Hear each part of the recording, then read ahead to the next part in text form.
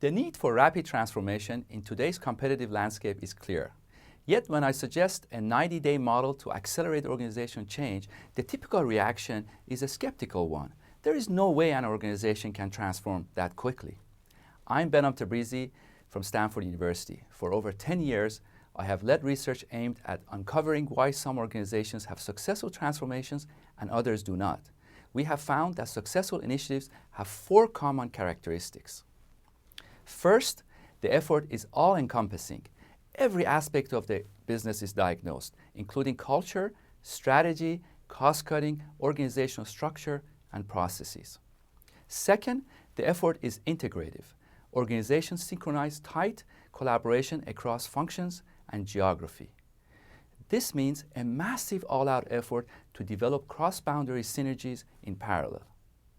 Thirdly, successful transformations are fast. When an effort is both all-encompassing and integrative, the organization can create new value quickly by bolstering organizational momentum and enticing prioritization while reducing downtime and handoff periods. And finally, successful efforts have full and passionate commitment and buy-in, especially at the top level of the organization. Our research shows that rapid transformation is indeed possible. The Research of Rapid Transformation book is based on 10-year study of over 500 companies, such as IBM, GE, Procter & Gamble, Nokia, and 3M.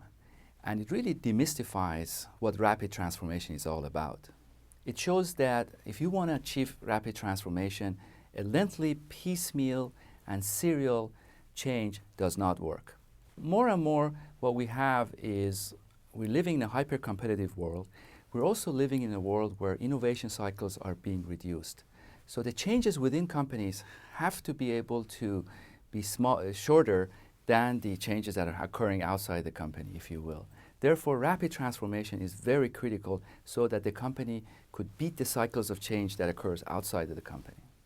Dennis Donovan, who is a top executive at GE, later went to Home Depot, told me that it used to be that if you were an 8-cylinder type of an organization, you could run 1 cylinder at a time. Now we can't afford it. We have to run in all cylinders at the same time. So it's very critical to really massively change the organization in parallel and to be able to be quick. To get people excited about the transformation is you bring in people to the transformation process and you get them to actually choose and decide the path that the organization is going to go. Just imagine you bring in someone with 5 or 10 years of experience, someone who's done really well, but they haven't really been moving up the organization, but everyone thinks he or she could be a great leader.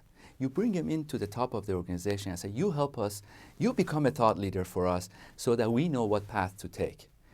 That brings up a lot of passion. At the same time, you might bring some senior coaches from outside so that they will give feedback to these people in terms of how they were doing. They will give them tools, they will give them methodology, and they will help them in the process, if you will. The way these rapid transformation teams work is for every area of the business, such as strategy, operations, marketing, and so forth, you will have one team leader. And you will have a number of people that will report to these team leaders. And you will pick them from some of the key people in the organization who are thought leaders, if you will. You will flatten out the organization, you break down the boundaries that exist in the organization, and you enable these people to work in a great playing field, if you will. And what you have at the end is an environment where these people could flourish. And not only that, but you could also create a situation where many of these people could actually be leaders of the new reorganization that occurs at the end of the transformation. There are several phases to the transformation model. One is the pre-transformation, when the organization gets ready for the transformation planning model. Second phase is a diagnosis model, where you actually test every part of the organization and you basically do MRI, CAT scan, every kind of test that you could do. So there are tools actually given in the book that you can actually use to diagnose your organization. The next phase is envisioning the future. In this phase, the cross-functional rapid response team come up with a blueprint for change. So they come up with a vision of what exactly needs to be done in terms of the new organization, new culture, new structure, and new operation of the company. That's followed by paving the road, where the teams come up with a detailed plan of exactly what it needs to be done in the follow-up to the planning phase, if you will. The final phase is the implementation phase, where everyone who's been the author of this transformation would get involved in implementing the change. One of the things we've done in this book is that we paired up successful companies versus unsuccessful ones during the same period. For example, we've looked at Apple from 1997 to 2001, 2002. We've also looked at Sony during the same period.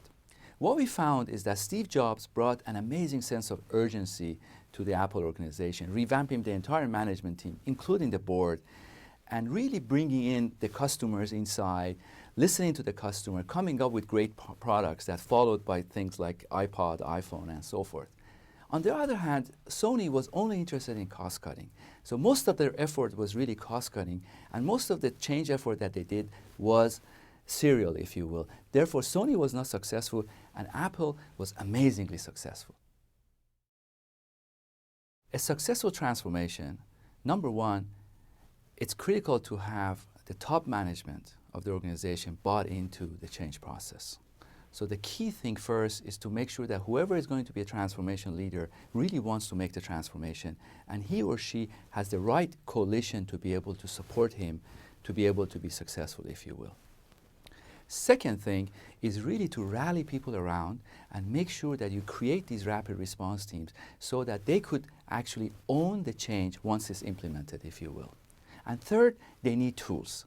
And the book actually goes through very detailed processes, and it goes through every methodology that's needed to have this rapid transformation.